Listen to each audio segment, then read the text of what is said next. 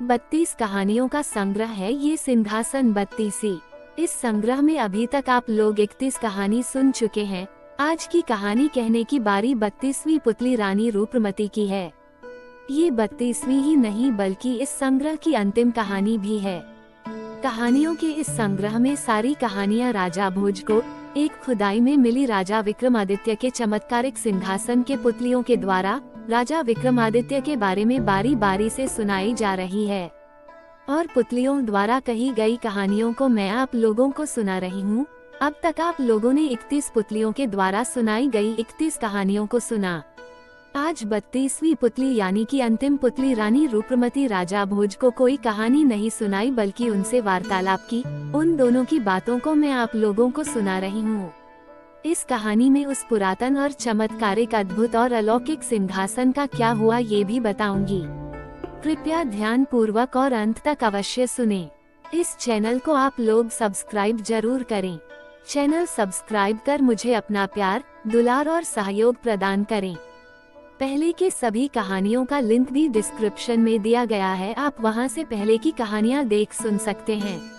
सिंहासन से बाहर आने के बाद 32वीं पुतली रानी रूपवती ने राजा भोज को सिंहासन पर बैठने में कोई रुचि नहीं दिखाते देखा तो उसे अचरज हुआ। उसने जानना चाहा कि राजा भोज में आज पहले वाली व्यग्रता क्यों नहीं है, क्या वे इस सिंहासन पर नहीं बैठेंगे। राजा भोज ने कहा कि राजा विक्रमादित्य के देवताओं वाले गुणों की कथाएं सुनकर उन्हें ऐसा लगा कि इतनी विशेषताएं एक मनुष्य में असंभव हैं और मैं ये मानता हूँ कि मुझ में बहुत सारी कमियां हैं। अतः मैंने ये सोचा है कि सिंहासन को फिर वैसे ही उसी स्थान पर गड़वा देंगे जहाँ से इसे निकाला गया है। मैं विक्रमादित्य के जैसा हो ही नहीं सकता, मुझे इस अलौकिक सिंहासन पर बैठने का कोई अधिकार नहीं। राजा भोज का इतना बोलना था कि सारी पुतलियां अपनी रानी के पास आ गईं। उन्होंने हर्षित होकर राजा भोज को उनके निर्णय के लिए धन्यवाद दिया। पुतलियों ने उन्हें बताया कि आज से वे भी मुक्त हो गईं। आज से यह सिंहासन बिना पुतलियों का हो जाएगा। उन्होंने राजा भोज को विक्रमादित्य के गुणों का आंशिक स्वामी होना बतलाया तथा कहा कि इसी योग्यता के चलते उन्हें इस सिंहासन के दर्शन हो पाए। उन्होंने ये भी बताया कि आज से इस सिंहासन की आभा कम पड़ जाएगी और जिस तरह धरती की सारी चीजें नष्ट हो जाती हैं ठीक उसी तरह इस सिंहासन को भी पुराना पड़कर नष्ट होने की प्रक्रिया से गुजरना होगा। इतना कहकर उन पुतलियों ने राजा से विदा ली और आकाश की ओर उड़ गईं। पलक झपकते ही सारी की सारी पुतलियां आकाश में विलीन हो गई। पुतलियों के जाने के बाद राजा भोज ने कर्मचारियों को बुलवाया तथा गड्ढा खुदवाने का निर्देश दिया। जब मजदूर बुलवाकर गड्ढा खोद डाला गया तो वेद मंत्रों का पाठ करवाकर पूरी प्रजा की उपस्थिति में सिंहासन को गड्ढे में दबवा दिया गया।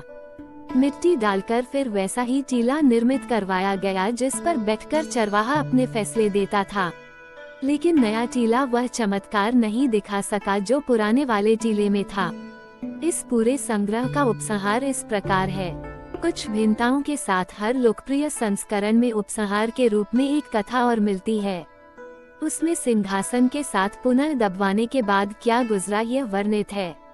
आधिकारिक संस्कृत संस्करण में यह उपसंहार रूपी कथा नहीं भी मिल सकती है, मगर जन साधारण में काफी प्रचलित है।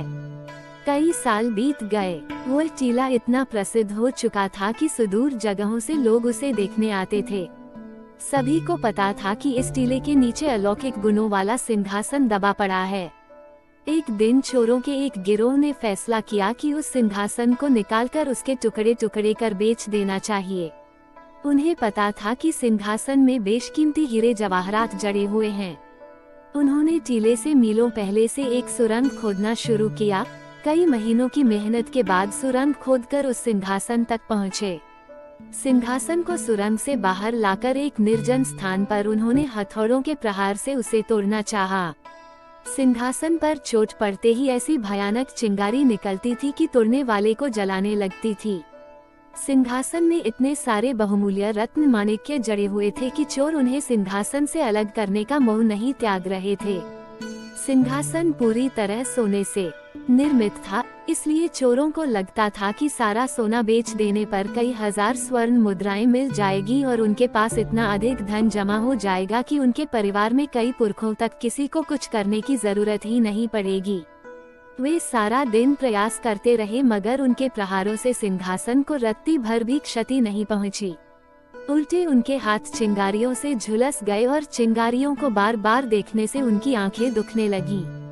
वे थककर बैठ गए और सोचते सोचते इस नतीजे पर पहुंचे कि सिंहासन भूथा है। भूथा होने के कारण ही राजा भोज ने इसे अपने उपयोग के लिए नहीं रखा।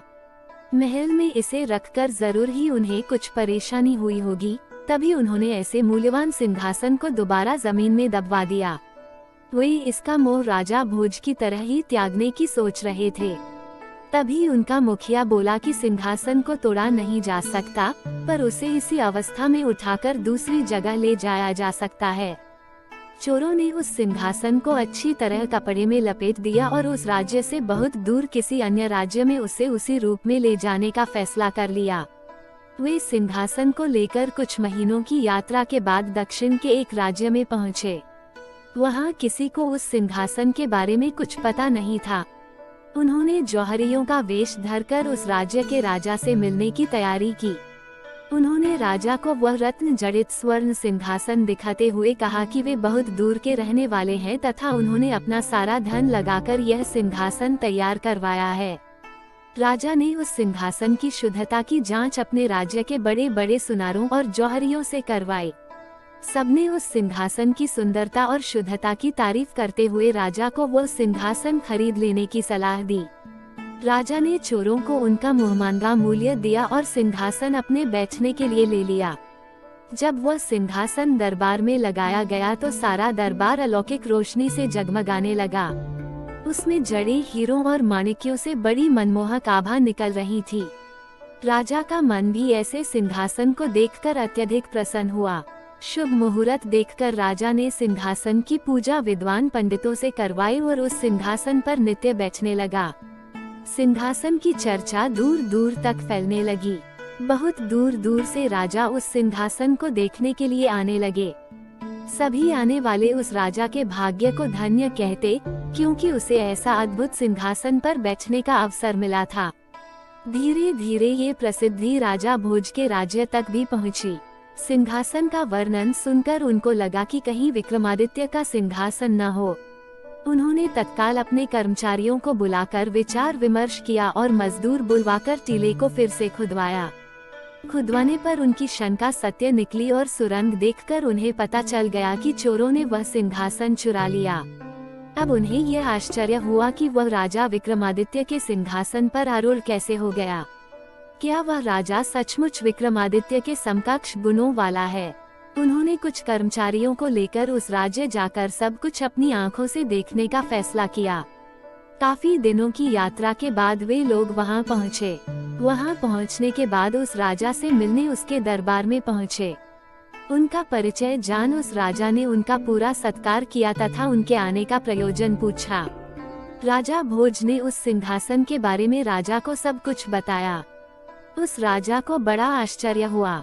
उसने कहा कि उसे सिंहासन पर बैठने में कभी कोई परेशानी नहीं हुई। राजा भोज ने ज्योतिषियों और पंडितों से विमर्श किया तो वे इस निष्कर्ष पर पहुंचे कि हो सकता है कि सिंहासन अब अपना सारा चमत्कार खो चुका हो। उन्होंने कहा कि हो सकता है कि सिंहासन अब सोने का न हो तथा रत्न और माणिक्य कांच के टुकड़े मात्र हों। उस राजा ने जब ऐसा सुना तो कहा कि यह असंभव है। चोरों से उसने उसे खरीदने से पहले पूरी जांच करवाई थी, लेकिन जब जौहरियों ने फिर से उसकी जांच की तो उन्हें घोर आश्चर्य हुआ। सिंहासन की चमक फीकी पड़ गई थी तथा वह एकदम पीतल का हो गया था। रत्न माणिक्य की जगह कांच के रंगीन टुकड़े थे। सिंहासन पर बैठने वाले राजा को भी बहुत आश्चर्य हुआ। उसने अपने ज्योतिषियों और पंडितों से सलाह की तथा उन्हें गणना करने को कहा। उन्होंने काफी अध्ययन करने के बाद कहा कि यह चमत्कारी सिंहासन अब मृत हो गया है। इसे अपवित्र हो चुका है और इसका प्रभाव भी खत्म हो चुका है। उन्होंने कहा अब इस मृत सिंहासन का शास्त्रोक्त विधि से अंतिम संस्कार कर दिया जाना चाहिए। इसे जल में प्रवाहित कर दिया जाना चाहिए। उस राजा ने तत्काल अपने कर्मचारियों को बुलाया तथा मजदूर बुलवाकर मंत्रोच्चार के बीच उस सिंहासन को कावेरी नदी में प्रवाहित कर दिया।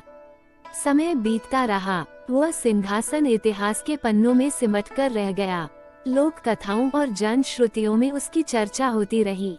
अनेक राजाओं ने विक्रमादित्य का सिंहासन प्राप्त करने के लिए कालांतर में एक से बढ़कर एक गोताखोरों को तैनात किया और कावेरी नदी को छान मारा गया, मगर आज तक उसकी झलक किसी को नहीं मिल पाई। लोगों का विश्वास है कि आज भी विक्रमादित्य की सी खूबियों वाला अगर कोई शासक हो तो वह सिंहासन अपनी सारी विशेषताओं और चमक के साथ बाहर आ जाएगा। मित्रों, 32वीं और अंतिम कहानी के साथ ही ये कहानी संपूर्ण हुई। अंत में यही विनती है कि आप लोग इस चैनल को सब्सक्राइब कर मुझे अपना आशीर्वाद जरूर दें।